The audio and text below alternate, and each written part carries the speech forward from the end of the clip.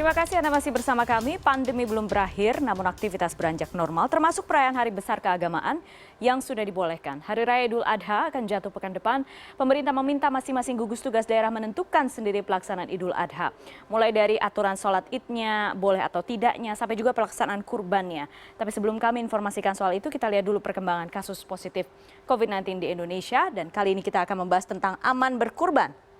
Itu ada kambingnya, ada sapinya. Mbak.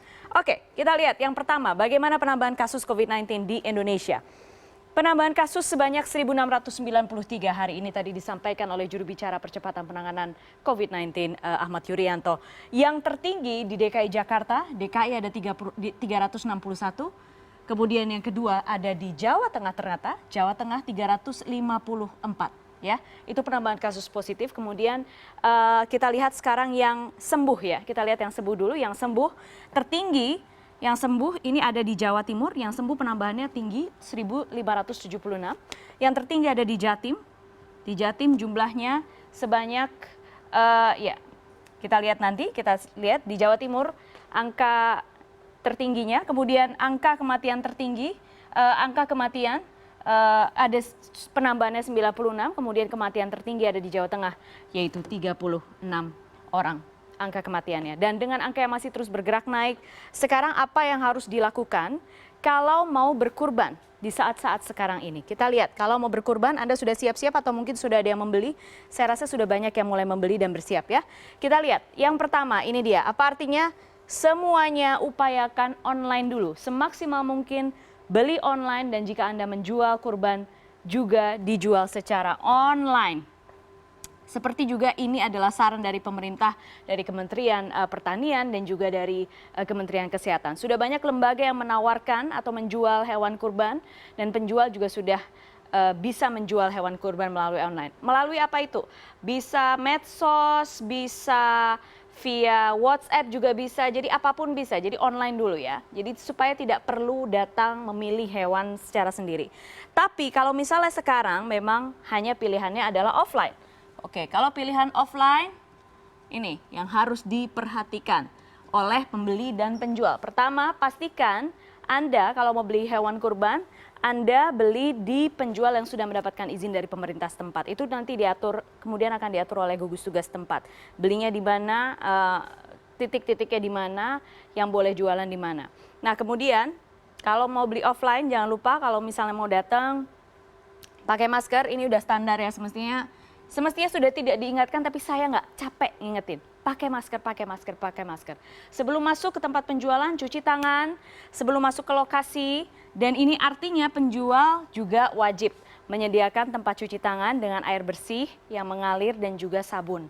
Kemudian untuk penjual, ya, untuk penjual dan pembeli, disarankan untuk menyiapkan termometer. Jadi diukur dulu termometernya. Kalau misalnya suhunya tinggi, tidak usah masuk.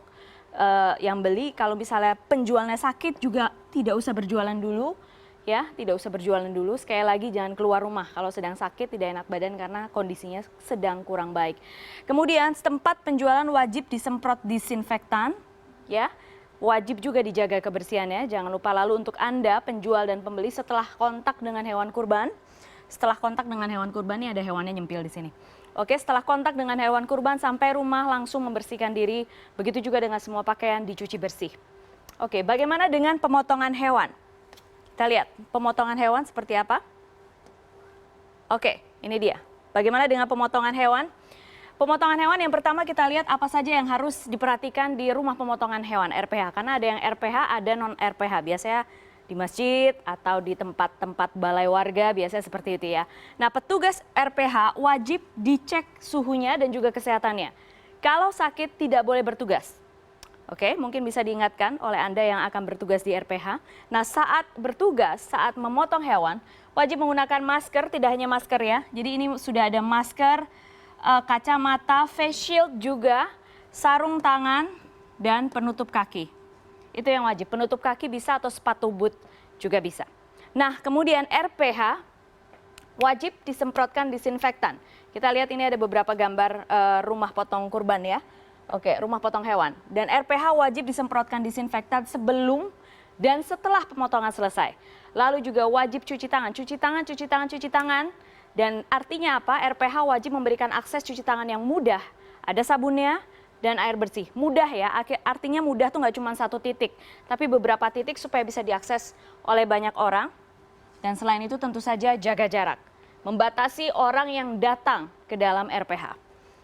Oke, berikutnya kita lihat. Kalau non-RPH, kalau misalnya pemotongan dilakukan bukan di rumah pemotongan hewan, apa yang harus dilakukan? Yang pasti pertama, penyemprotan disinfektan harus dilakukan ya, disinfektan. Kemudian kalau Anda sakit, suhu Anda tinggi, tolong jangan memotong hewan kurban, tetap di rumah, istirahat ya. Bisa dilimpahkan kepada tetangga karena biasanya kan ini bekerja sama antara satu tetangga dengan yang lain. Kemudian jangan lupa cuci tangan sebelum dan setelah atau selama bekerja, cuci tangan beberapa kali. Karena kalau misalnya non-RPH ini kan dari motongnya, kemudian menguliti dan lain sebagainya semua di sana dikerjakan beramai-ramai, pasti ada kontak satu sama lain. Jadi dipastikan cuci tangan lebih sering. Dan ini dia, ada saran dari Kementerian Pertanian bahwa disarankan tidak saling berhadapan selama proses pengulitan, pencacahan, dan pengemasan daging. Kalau biasanya pengulitan, pencacahan, pengemasan tuh memang enaknya rame-rame berhadapan sambil ngobrol gitu ya. Tetapi sekarang kali ini karena dalam masa pandemi disarankan oleh pemerintah untuk tidak saling berhadapan. Nah kemudian untuk penanganan daging dan jeroan, nah ini dia. Daging dan jeroan ya. Penanganan daging dan jeroan diminta untuk tidak dilakukan oleh satu orang yang sama. Jadi harus dipisah karena ada treatment yang khusus di situ dan agar tidak mencegah kontaminasi. Kemudian terakhir soal distribusi. Nah ini dia soal distribusi. Distribusi yang disarankan pemerintah adalah diantar ke rumah masing-masing. Supaya apa? Supaya tidak ada kerumunan, jadi supaya bisa jaga jarak. Wah repot dong, berarti tambah tenaganya. Bisa dilakukan kalau Jawa Barat. Gubernur Jawa Barat Kang Emil sudah mengatakan distribusi door to door akan dilakukan dalam pembagian hewan kurban di Jawa Barat dan akan melibatkan Karang Taruna dan anak muda di sana. Jadi semuanya bergerak, semuanya sama-sama bergerak, bekerja sama, kolaborasi dan intinya tetap jaga jarak, tetap jaga kesehatan, memastikan Idul Adha semuanya bisa merayakan dengan nyaman dan juga aman. Baik, itu ada beberapa informasinya. Kalau tadi contoh di Jawa Barat ya, sekarang kami punya contoh di Jawa Timur. Karena Dinas Peternakan Provinsi Jawa Timur juga sudah sedang menyiapkan beberapa protokol kesehatan. Kita lihat.